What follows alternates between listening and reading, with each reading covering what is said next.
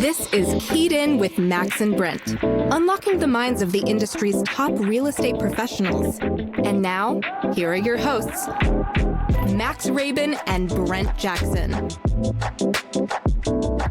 Hey everybody, welcome to the Keyed In podcast. I'm Max Rabin with my co-host Brent Jackson. Brent, how are you today? I'm good. How are you? A little chilly, but I'm good. I'm lovely. We are going to jump right in and start talking to our guest immediately. We're with Meg Grymes. Meg is with our Sotheby's affiliate down in Richmond, Virginia. And Meg, I've known Meg. Meg, when did you first start in real estate? Because I've known you since you started in real estate. What year was that? Yep, it was 2012, fresh out of college. I was 22 years old. So you were like brand new agent. And so this is the interesting thing about Meg's career. Meg started off working with, as a lot of agents do, but she started working with one of the top brokers in the industry, Michael Rankin, who's one of the partner owners of TTR Sotheby's here in Washington, D.C. And you were basically like full-time assistant doing sort of everything right from the very beginning, right?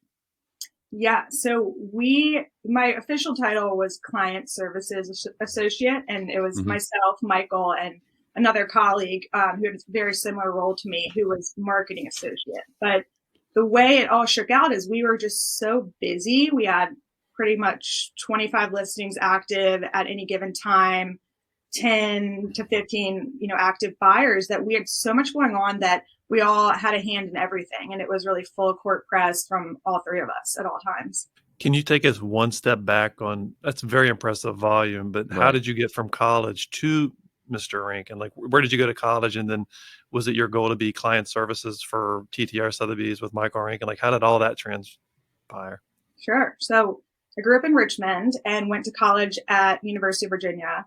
And, like any college kid, I was constantly thinking, what's my path? What am I meant to do? I thought I might want to be in finance. So I did a couple internships at the Federal Reserve and Wachovia Securities. Quickly realized that was not where my passion lay.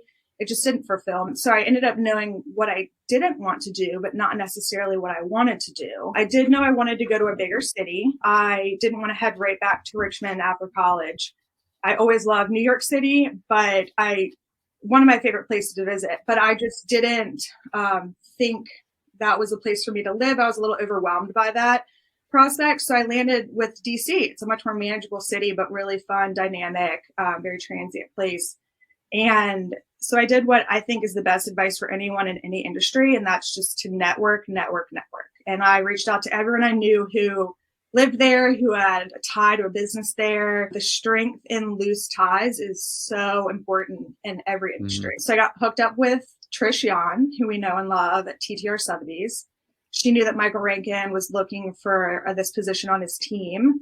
And I went in for a couple interviews. And the first one, I was very drawn to his business that he had created, the day-to-day aspect of it. I left that interview and actually got in my car and drove around to 5 of his listings. And I remember being so intrigued. Not being from DC, I just assumed the landscape of the neighborhoods were row homes on the hill or big Federals in Georgetown. And I found myself in Spring Valley and Kent. And it was just so interesting to me how dynamic all the neighborhoods were. And I was drawn to that. And I was just very jazzed about this job. I felt so fortunate, and I do to this day, that at 22, I fell into the industry that I love. Here I am 10 years later, still here. It feels like longer. I don't know why. I mean, you really like firsthand experience in literally the best of DC real estate from the beginning. That's a very lucky thing to have gotten that position. Although it's lucky to be able to be in those properties at first, but it's very difficult work because those are high-end clients. They take a lot of care and concern. So how did you manage clients at that level? We're talking about, like, I guess in 2012, these are houses that are like 2 million plus listings, a lot of listings in that category, which is, very high price range back then. How did you manage clients like that at such a young age? Like, what were your methods? Yeah, so I was definitely thrown into it. I was given a lot of trust and responsibility, and it was really sink or swim, learn this business, learn how to act. And we had very, high net worth, like sort of demanding clients. And I had to rise to that. And I loved the challenge of it. It's taught me a lot. I learned so much from Michael. We were selling at the top of the industry in DC. So I was around so many of the other really titans of DC real estate. And it's just watching them interact when they would bring their buyers through our listings and vice versa. And just jumped on that quick. I'm just thinking out loud, only because the movie came on. I think I was watching it last week, but it reminds me of Devil Wears Prada, right? Like Michael Rankin is the Titan in Washington, D.C. He scares the hell out of not only agents, but lenders, title attorneys, buyers, Scared sellers. the hell out of me for years. Yeah, it's like you want to he demands perfection so that you got the job. And like, now you're Anne Hathaway, you're like his right-hand person. And you nailed the job because we did a few transactions together, and like, he raises everybody's level of experience or comfort. But I remember some of our high-end clients, we were walking through properties and like, you nailed it. Like, you are the ultimate professional. And none of that comes from your background, but also some training from Mr. Rankin. That's right. Yeah, thank you. I really feel like my 7 years with him was like getting my master's in real estate. I learned so much. I was a sponge. I was with him, next to him in the car. I was next to him in the office, day in, day out. And I mean, I spent more time with him than my husband and my friends, my family. And I just soaked it all up, and I learned from the best and just watched him handle difficult situations and negotiate. And I just learned so much, and it's been immensely helpful to me now on my own. So I live with my girlfriend and her 2 kids now. We live in Georgetown, not far from where Michael lives. And obviously I work in Georgetown too. So I'm around. I see Michael all the time. He's in our office and I see him all the time. But we have a saying in our house that it's called Michael Rankin ready. So we're not allowed to leave the house unless you're Michael Rankin ready, because you might run into him on the street and you don't want that moment where you're in your dirty sweats and Michael's stepping out of like an SUV about to show a $13 million house. We can't have that at my house. I know you know what I'm talking about. Oh yeah. And I would know the panic too, when sometimes we'd walk in the office, I'd go up the stairs first and someone sees me and they don't have a tie on and they know Michael's right behind and they're scrambling to go put the tie on. Well, I'd say he's chilled. I want to get Michael on the show at some point. I mean, Brent and I have been talking about that. I mean, I think I have so many questions. But I think he's chilled out a little bit over the last 10 years because he has kids now, and I think that makes us all a little more chill, right? You don't have the energy to be so intense all the time because the kids are wearing you out. So that's kind of funny to see that transition. And from my experience, as kids get into their later life, like dancing, gymnastics, soccer, tennis, you become a professional Uber driver. You're just going from place A to place B to place C, and then you're just on the phone in the background talking to clients in between like drop-offs. It's different lifestyle. Oh yeah. So we have lots of different types of agents listening to the podcast. We have younger agents listening to the podcast. So, as a younger agent, you were starting off working with some of the best agents, or one of the best agents in DC. And I think that's some advice that I've definitely given new agents or people trying to get in the business, is just like try to connect with a top team or a top agent if you can, to get that experience. But so you were starting in 2012. That's still, like, you think about everything that's happened in the last 10 years in terms of real estate technology.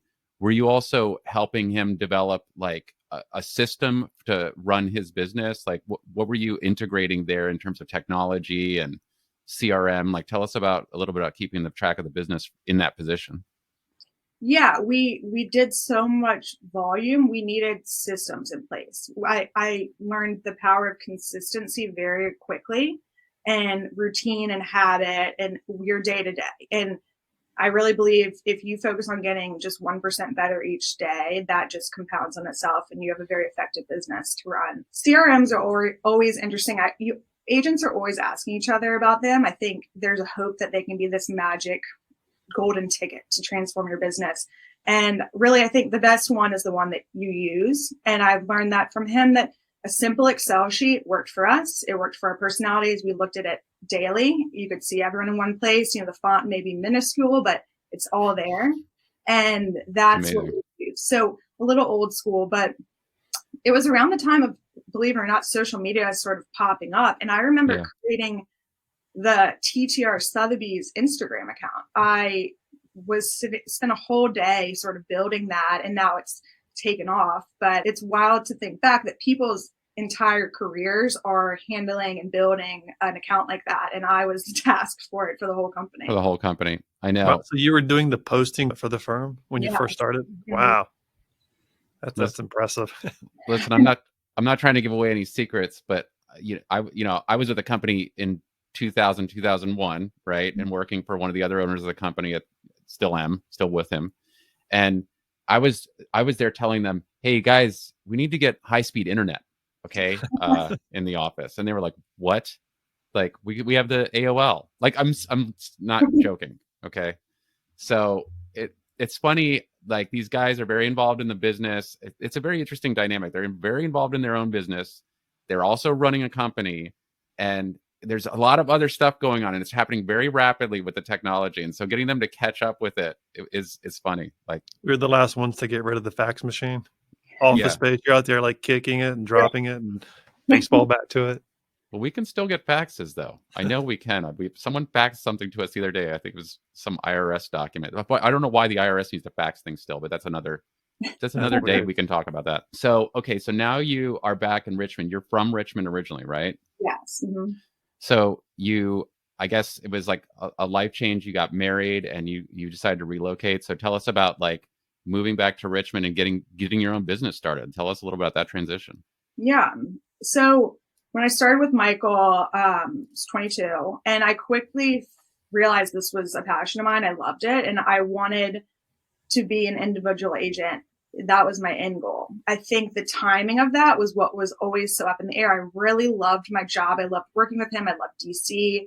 I loved everything about, my life in my 20s. Maybe didn't have any work-life balance, but other than that, I just wasn't ever ready to leave. And that was hard for me to make that choice. So my husband ended up getting a job here that they allowed him to work remotely at first, but it was clear for him to sort of level up in that business, we needed to be in Richmond. We always knew we wanted to end up there. Our families are there. That's where we wanted to raise a family.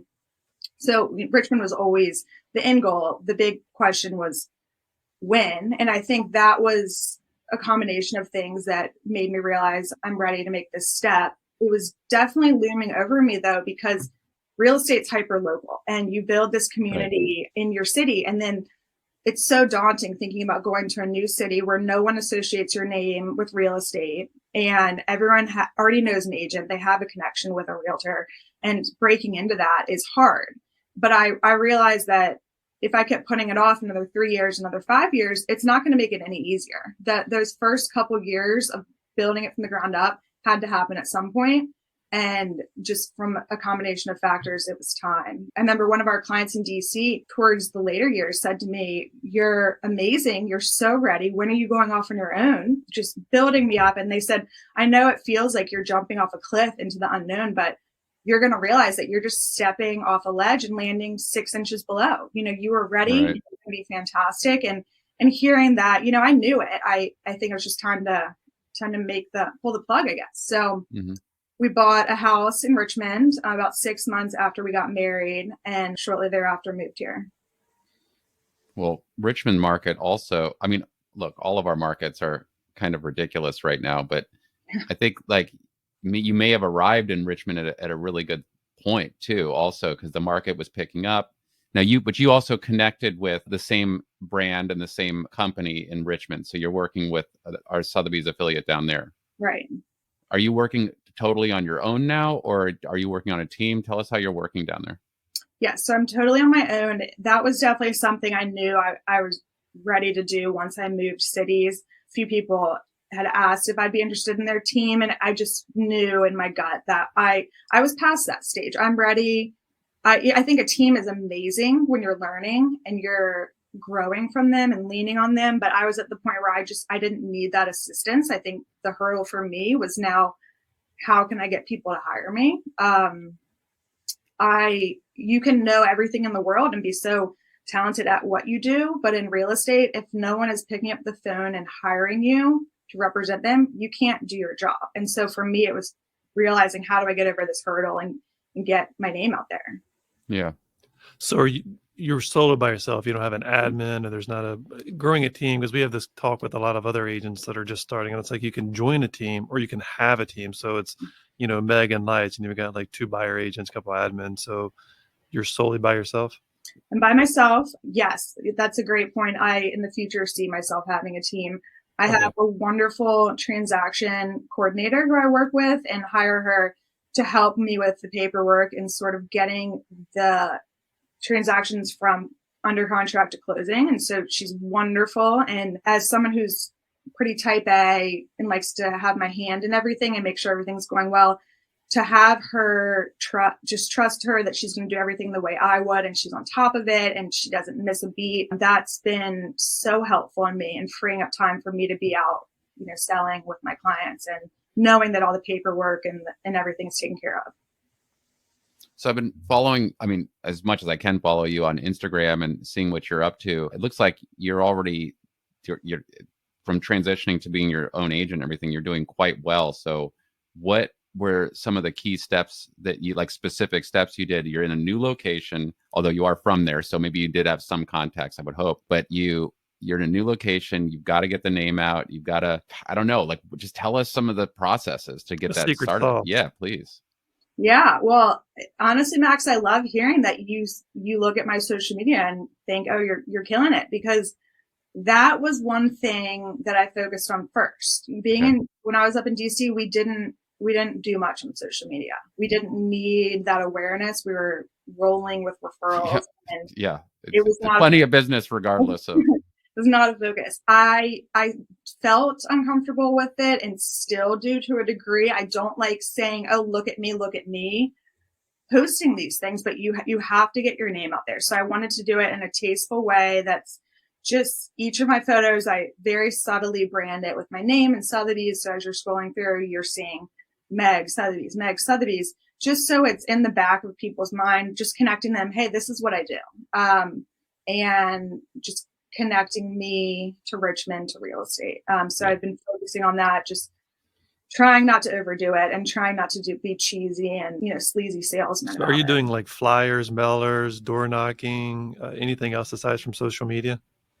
Parents, are you got your family and all that, friends? Yes, of course, trying to spread the word. I'm moving into year 3, and I'm now starting to see a lot of my clients referring me to people and seeing that sort of come in, which is my ultimate goal in this business. My guiding principle is customer service. I want to have an exceptional experience for anyone who hires me.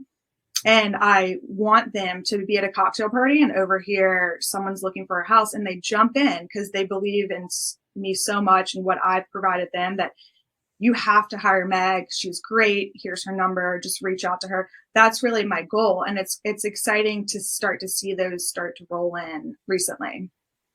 So if I'm doing the back math on this, you're moving into 3 years. So that means you got started right before the pandemic. That's right. Mm-hmm. Right before. Wow. How's that? You're all excited. Oh, balloons out front, parties. The next thing you know, everything's shut down. Put on your mask and you can't go outside. Yeah. How shut down was Richmond, though? As compared to other. It was pretty shut down. I think I had a listing go on right that week of March. It was, the March 15th week. And it was under contract, great terms, and it went under contract right before the pandemic hit. And 2 days before closing, we're all set. Staging's gone, ready to go. And all of a sudden the buyer loses not their job, but their year-end bonus or, some big aspect of their salary, and they're denying their loan. So here, the deal falls apart 2 days before. We're in the middle of a pandemic. It's unstaged. So we have to pay for staging again, get it back on. You're a stigmatized property anyway when you see something fall through. And then we're in March 2020. Everyone is not spending. They don't know what's going on. That was a big wake up call to, wow, like what is going to happen in this industry? And I think a lot of agents at that point really needed to step up and really do everything they could to sell and represent their clients and be dynamic about it. And then, oh, how quickly the market changed. Yeah, it was crazy. So tell us more about the Richmond market then. Like, are you seeing people sort of migrating away from other larger cities to Richmond? I know the market there is really hot. Like who is the influx? What's happening down there? A lot of first-time home buyers are entering the market everywhere because of rates. It's in some places more affordable to buy than rent. COVID, with everyone working remotely, I've seen a lot of people come. We have a waterfront area about an hour from here along the bay, Northern Neck.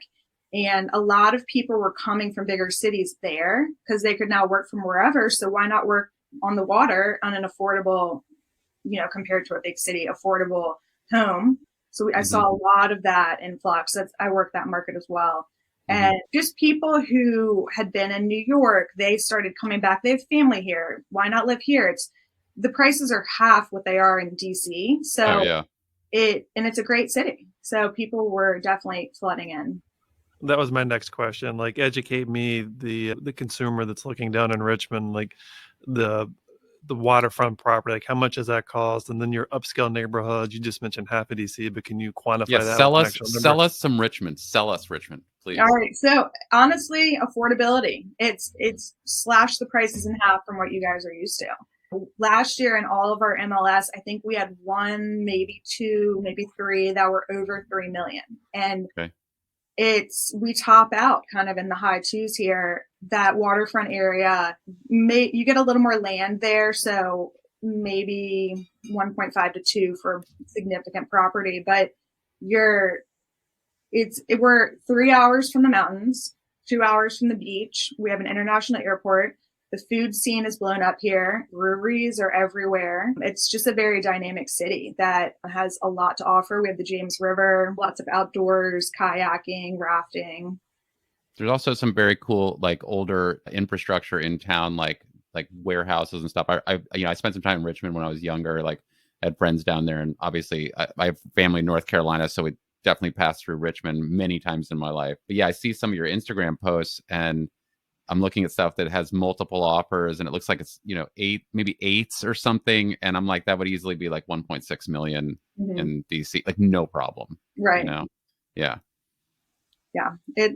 That's pretty crazy. And people who live in different cities and follow me say they love that I post the prices on things because they're just blown away by what you can get for your money. I think that's smart. I think that's really smart, especially in a city like that, because you name the American city right now, and it's like you're definitely spending $1 million on any detached home in so many locations. And Richmond, you'll get there soon, probably, unfortunately for the people who are hoping to find something affordable. So it's very interesting to see that, I think. Yeah, for sure. So you just mentioned, Max, I mean, are there cool, like, DC, we have like Logan Circle, 14th Street, Church Street, these cool urban warehouses, lofts and whatnot. Do you have a section like, or up in New York, you have the meatpacking district, or West Chelsea, wherever you want to go, right? Do you guys have like a hip and urban section down there in Richmond? We do. It's called Scott's Addition. It's blown up in the last 5 years. Lots of warehouses that have been converted. There's, for example, an old cookie factory that's really cool. And a lot of the breweries I mentioned and restaurants have flooded into that space. So it's a really cool area. So like a 2-bedroom, 2-bath, that $500,000? That it depends. But in that little section right there. Yeah. Around there. Interesting. So they got the condos going too, obviously. There's a lot of history in Richmond. If you compare us to a city like Charlotte, we have a lot of older homes, and that's a big draw. And so there's a place called the Fan, which is our row house area. It's very walkable, really old, beautiful homes. The tall ceilings. They feel like you're walking into a Georgetown home, but just without the price tag. So I know Richmond's also a large geographical location, but I don't know if you have the stats off the top of your head. Like what's the average single family price in Richmond right now? It's got to be in the threes. Mm-hmm. Yeah. Wow, 300,000. 300,000. Yeah. Sorry. Yeah. Well, I'm just like, you say that in DC, and you're like, wow, 300,000.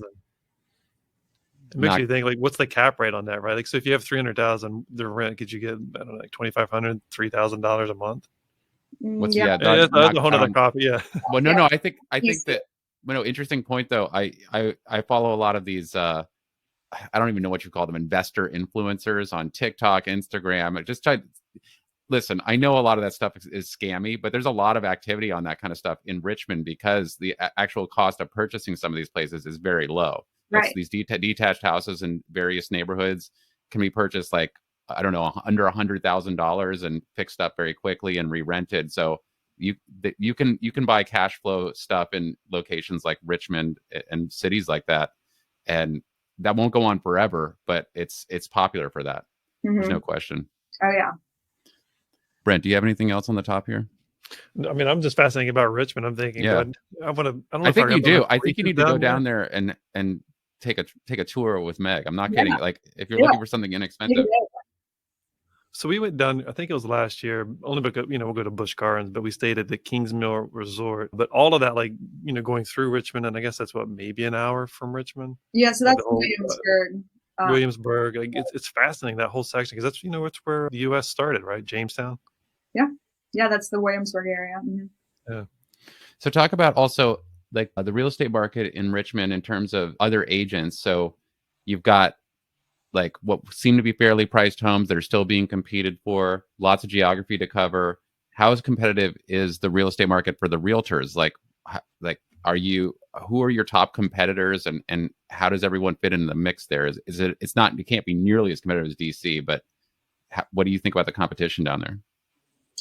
Yeah, so it's interesting you asked this because a friend actually asked me this weekend. She said, "Who is your biggest competitor here?" And I don't see anyone as my competitor. I think that's where agents go wrong, is when they focus on other agents competing with them. I think we need to build each other up. There's so many houses and there's so many people out there looking to buy that there's just an abundance, and we shouldn't focus on competing, so to speak, and getting lost in that. I think you work with these agents over and over and over. And when you're in a bidding war, you want to have that good relationship and rapport with them where they know you're going to do a great job, get this to the closing table. So I don't see it that way, honestly. But yes, it's a competitive space. It's just like any market. The people who've been around the block, that are literally been around the block with their signs on the block for 30 years, I think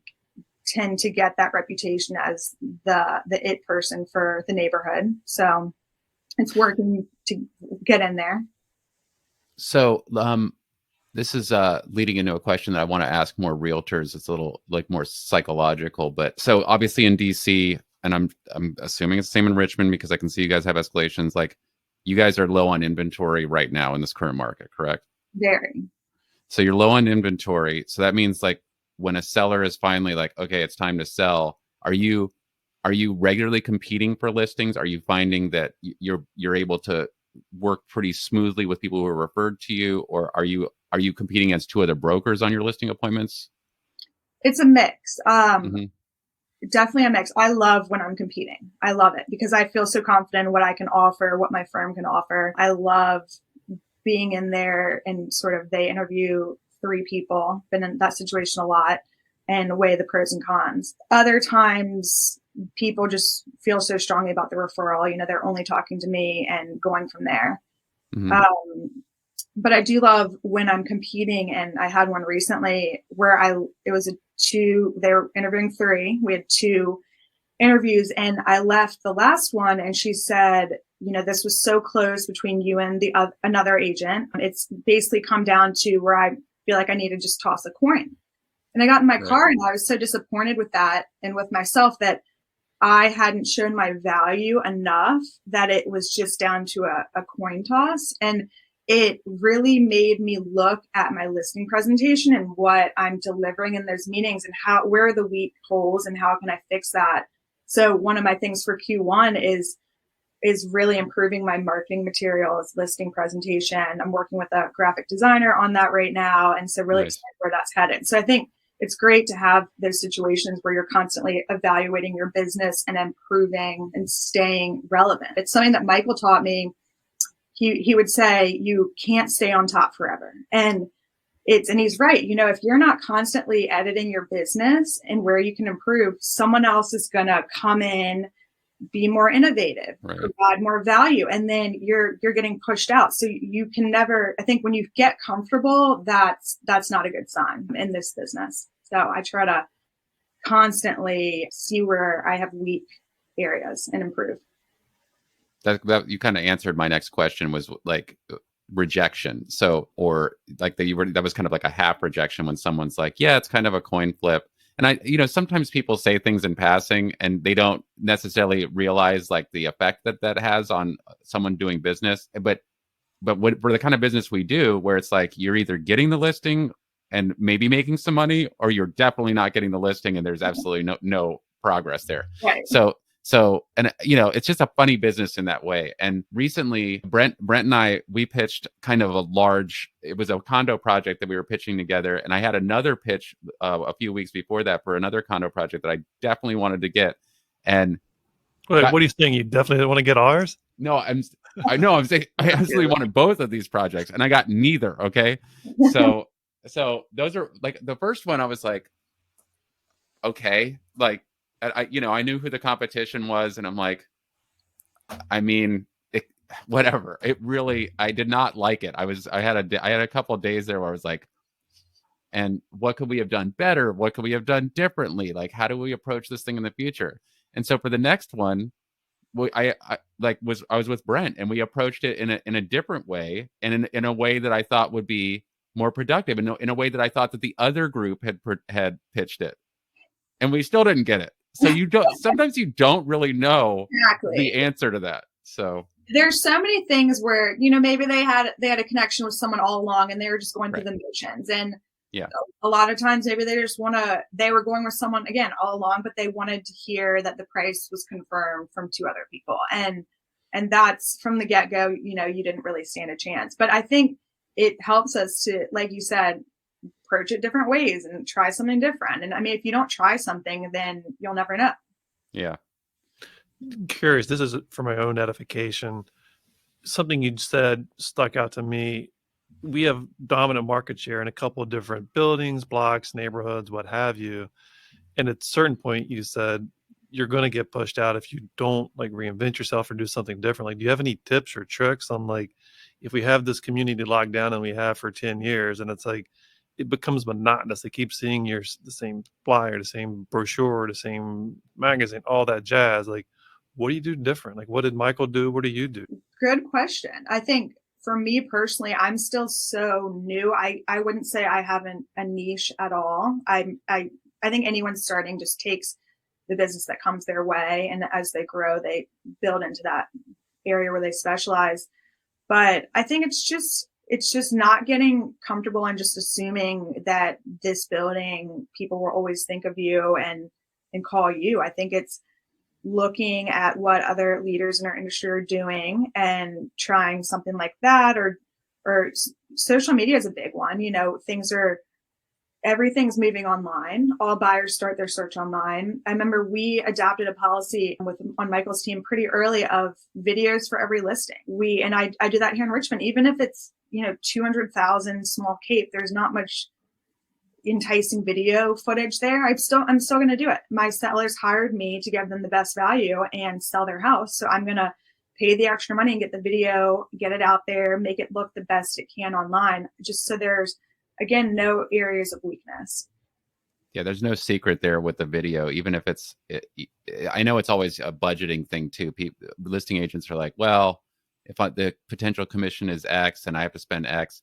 But the truth is, you got to differentiate yourself in the marketplace, both as a realtor and also for the product. And if you don't have video running, if you don't have like sharp looking stuff on your social media with video right now, you're wasting that opportunity. And it's going to be really hard if you don't start exercising that muscle immediately, or if you haven't been doing that for years, it's going to be really hard to develop that later when it's already, quite frankly, too late. Right. So, yeah. Yeah. I saw that come into play with me last year. I got called in to interview for a listing. I got the call and wasn't sure how they had gotten my name, how I kind of got thrown into the mix. And once I was there, I realized it was because they saw a video I had done on a house in a neighborhood nearby, and they were drawn to that. And it's particularly the husband. He's, tell me more about the video. And will our house get one? Of course, all my listings get videos. And I tell them about my process. I worked closely with my videographer, where you only have people's attention online for so long. I don't want them to be longer than 60 seconds. I want to hit the highlights. people today, I've realized they're so spoiled by the internet that they want to see every inch of the house before they get in their car and step through the door. And I think with video, that is just one more step of getting them in and writing an offer. Yeah, for sure. Let me throw this out to both of you guys, because we've kind of we pivoted a little bit, especially like with the 3D matter report. Mm-hmm. Like maybe if it's $1 million or $1.5 million above, but I think that it is so crystal clear that you could see like a dust bunny in the corner of the living room that could deter buyers, but they don't even come in because they've seen it online. I mean, I know it helps sell, but does it also, if you put a little less out, it's like it shows great in the photos or the video, but then I'm going to pull, because I want the buyer to come in and physically see the apartment, the condo, the home, what have you. I agree with you, Brent. It's something I've thought about, because I definitely incorporated Matterport. Again, all my listings got them, particularly in COVID, when people were a little spooked to go out and physically walk their house unless they knew it was definitely the one. But an example of that is I had a listing where the basement was unfinished, but the opportunity to finish it was so easy. It had ceiling height, it had the light, it was the perfect rec room, had a fireplace. It was a great selling point. We can't really add value to it. It's not livable space as it was, but I definitely staged it. I had it all painted so you could see the potential and visualize it. In the Matterport, they went down and they did the 360 view of the room down there. And whereas my photographer, he had stood in the corner where all the mechanicals were, the circuit breaker and the water heater were all at his back. So he just got that fireplace view with the window and the staging, and you could visualize it. But if you're in the Matterport and you spin around the room, you say, boom, wow, look at all the mechanicals right in my face. Right. And you lose sight of what it could be. So that was an example where I had them take the basement level out of the Matterport, not to be deceitful. It was not livable space, but just got that out, kept the photo. And a lot of people came down and would, remark, oh my gosh, look what you could do here. And you could easily drywall in mechanicals and hide those. And so that worked out to the advantage. But yeah, it was a thought I had. I didn't want to lose people online just because of that one. That was smart. Flaw. We're just always super careful, especially for the still photos, to take a look at all of our angles as best we can and try to do all the standard things that we can, especially if the home is that the sellers are living there or it's occupied. Shift everything around, fluff pillows. We still do all that stuff ourselves. Claire and Lindsay on my team are incredible with this stuff, and I still do it myself too, just because you don't want to have to go back with the photographer if you mess one pillow up. It's really lame. But with video is trickier because I don't know. I'll say that for me, it depends on the video. If you're trying to do the perfect like cinematography video, like the really attractive video for something that's very high end, it's going to take some time to get that right. It's part of the process. For a lot of the listings, I also make sure that we do video. We do a lot of vertical video now as opposed to horizontal, because I like putting stuff on Instagram and TikTok, and it's just the format is much easier. Sometimes we do both, but a lot of the video I'm doing now is vertical. And I think that the most important thing is to give the impression of the space, to keep the viewer, as Meg was talking about, to make sure that the viewer is still looking at the different aspects of the property, however they're going to interface with the video or the photos or the floor plans. And you can't get overly involved in some situations like, oh, this is out of place or that's out of place. You got to just kind of go for it and keep it moving. It's a lot of the time. So there's a time and a place for each style, I suppose. Yes. Right. I have a couple more questions, and Max, you might have a couple too. Go for it. You miss Washington, D.C.? Because, I mean, you're dealing with the best of the best, right? $13 million homes, $20 million homes, and you're going to like a $300,000 fee simple, which is gorgeous. Just, it's not the $20 million transaction. Yeah, I think that was why it was so hard to step away from what I was doing in DC. It was a hard decision for me. I never really felt ready to leave Michael's team and what I was doing, but I love the challenge of it. I don't care if the house I'm selling is 300,000 or 3 million. I think it's all the same, centered around providing the best experience for my client and getting the best out of their asset and getting them in the homes that they want. And I thought I would really miss it before I made the decision, but I really haven't looked back. And I think it's so rewarding building this sort of in my name now. And that's where I aspire to be. I mean, I know my 5-year plan is to be one of the top names that come to mind when you think of luxury real estate in the near West End, which is where I live, and in Richmond County, which is the horse country area right outside of Richmond. So that I'm working towards it. And I think it's an exciting thing getting there. What's the biggest piece of advice you took from Rankin in Washington, D.C. to Richmond? What's the number one thing that you took?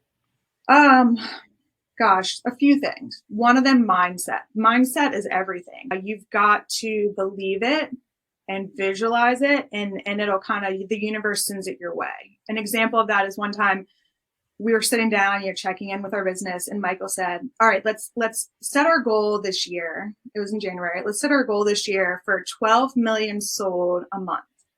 And I remember thinking in my head, this guy's out to lunch. But okay, I adjusted it, put it on our board. We looked at it every day, talked about it every second.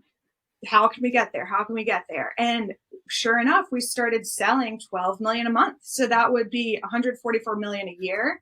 And that year we sold 163 million. We believed it. It was our mindset. We lived it as if it was true, and it became true. So mindset's huge. I think consistency is really big. Like I said before, your routine, your everyday, your systems that can then support your goal. That's huge. Another thing that I think new agents probably wouldn't think of is, even if you're not on a team, the team that surrounds you is so important. And so in terms of your home inspector, in terms of your painter, your contractor, and we had such an amazing team that would drop everything to fix an inspection repair last second for us and do a phenomenal job painting where they clean up after themselves. And you trust them that they're going to get the job done on time. They're going to be clean. They're going to be courteous. Yeah. That all those people they're an extension of you. And that's something that new agents should start trying to build immediately. I sort of set off during that from the start, still working on it. But like my inspector, for example, is phenomenal here. And one of my clients a couple of weeks ago reached out to him. She woke up, her husband's out of town, water heater's out, heat is off. She has 2 little kids. She reached out to the inspector and just asked if he had any advice or any insight onto it. He got in his car, drove to her house. Wow. Both of them. Then got on his phone. The inspector. So nice. Got on his phone, called his favorite HVAC company, got them to come out that afternoon to follow behind him, just check and make sure everything was good and it wouldn't happen again.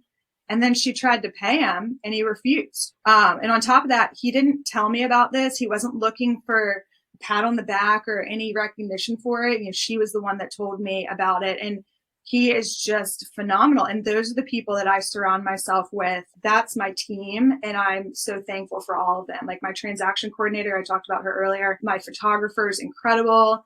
Everyone, it's just building that. So when you're giving their name out, they're going to do a fantastic job. Well, that is some Richmond hospitality right there. Yeah. That's great insight too. I'm just thinking, I actually wrote it down. It's like the 3 pillars to your success. It's mindset, consistency, and the team of vendors. I mean, like if new agents, even senior agents that have kind of lost focus can focus on those 3 points, it's sky's the limit. It's your mindset, consistency, and the team of vendors that are around you, the painter, like you just said. You just walked through the example. That's great advice. And I think too, Brent, is what is your guiding principle in this job, and not losing sight of that. And for me, it's customer service. I've seen a lot of, and I think a lot of people buy and sell a couple of times in their life. So what they've known is what they think all real estate transactions are. And so I've seen a lot on the other end that I've been working on, and they're just not giving their clients the care and service that they should and that they hired them to do.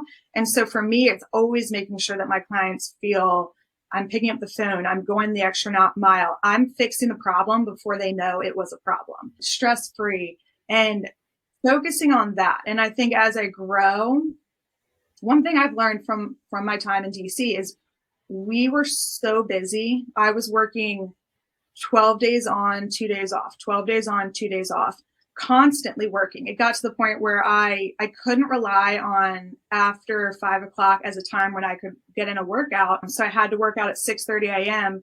Did my Orange Theory classes then, because that was 6:30 to 7:30 was pretty much the only time that was guaranteed to be client free. And I didn't have a work-life balance. I loved it. Don't get me wrong. But now I'm in a different phase. I've got a daughter, a dog, and I just want to, as I scale and grow, remind myself that my guiding principle is that customer service. I don't want to get too busy where I can't provide that to all of my clients. I don't want anyone to fall through the cracks and not feel appreciated and cared for in their transaction. So making sure to keep that in check. That's great advice. Well, Brent works out at 1:30 in the morning, so he knows all about that. That's when he gets up, so he doesn't have to talk to clients. Yeah, exactly. I mean, ironically, I got to the gym at 5 this morning and I ran into a client. We had a 30-minute discussion on a $5 million house, which I'm not complaining, but it's like, God, I just wanted to read the newspaper and watch a little Netflix. You were sending me articles at like 5 in the morning. I was like, what are you doing? There's just something to be said. I mean, as realtors, we're glued to our phones, and there's that level of anxiety when you're in a workout class. You can't have your phone on you for an hour. Who's calling? What am I missing? You have 200 emails. It's finding that balance. Well, we love Meg, it. We're all crazy. Meg, this has been fantastic. We got to wrap up, and I just got to say, you're clearly an amazing agent and amazing professional, because you wouldn't have lasted that long working with Michael if you weren't. So that speaks volumes to your level of professionalism. So I think anyone should be happy to hire you. I don't see any reason why you won't be one of the top 5 agents in Richmond like So I'm just really impressed. Within 5 years, that's our plan. Within 5 years. It's fast now. Sooner. Right. Yeah, amazing stuff. Thank you so much for coming on. So we got some rapid fire questions. Brent's gonna hit you with those questions right now. Right. Quick and simple. What's your guilty pleasure? Gosh, recently buying baby clothes. They're all just too cute, and I can't stop myself. They outgrow them quickly, so just FYI. Yeah. What are you currently reading, or what book do you recommend to our listeners? I recommend to everybody Atomic Habits by James Clear. I love it. Read it many times.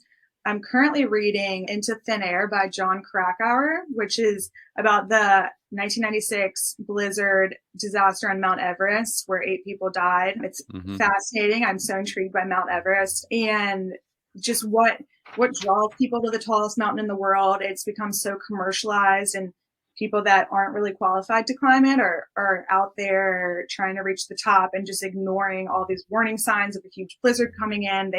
They're so close, they got to do it, and it's fascinating reading about all aspects of alpinism. I wrote that one down. If you're watching TV, do you have a favorite TV show, whether it's current or in the past?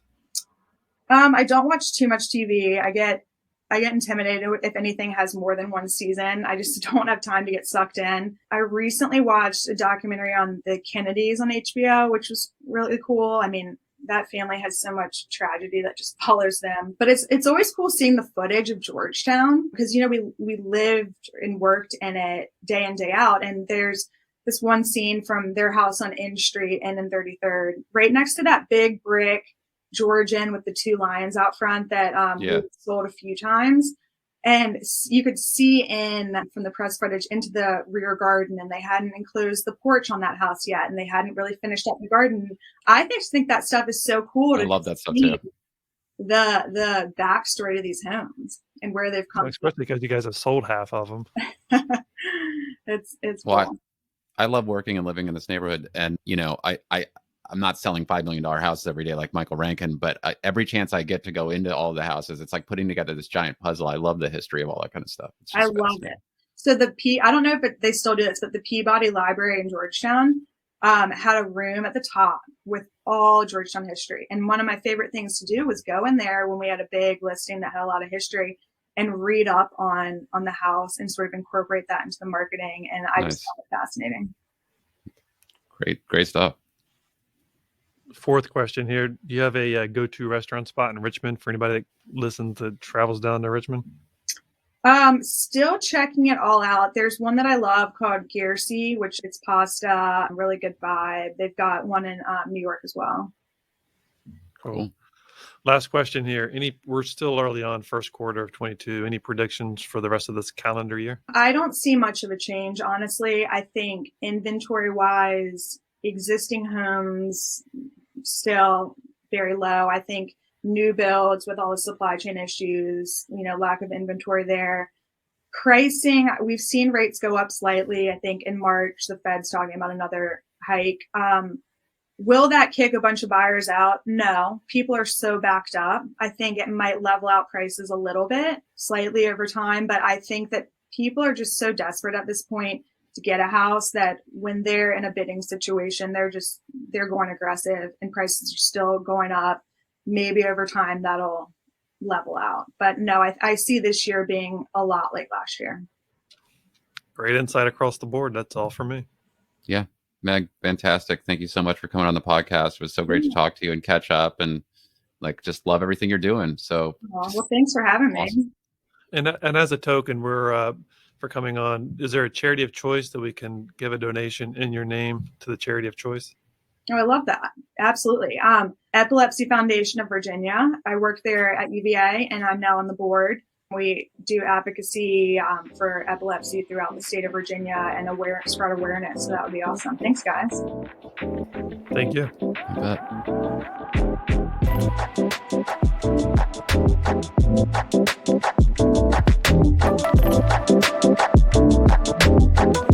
Thanks for listening to Keyed In with your hosts, Max and Brent, unlocking the minds of the industry's top real estate professionals. For more information on selling your home, find us online at KeyedInPodcast.com. Remember to subscribe to Keyed In on Apple Podcasts or wherever you like to listen to podcasts. Follow us on Instagram at Keyed In Podcast, at Rabin Max, and at Brent E. Jackson. And follow Max on TikTok at MaxwellRabin_properties.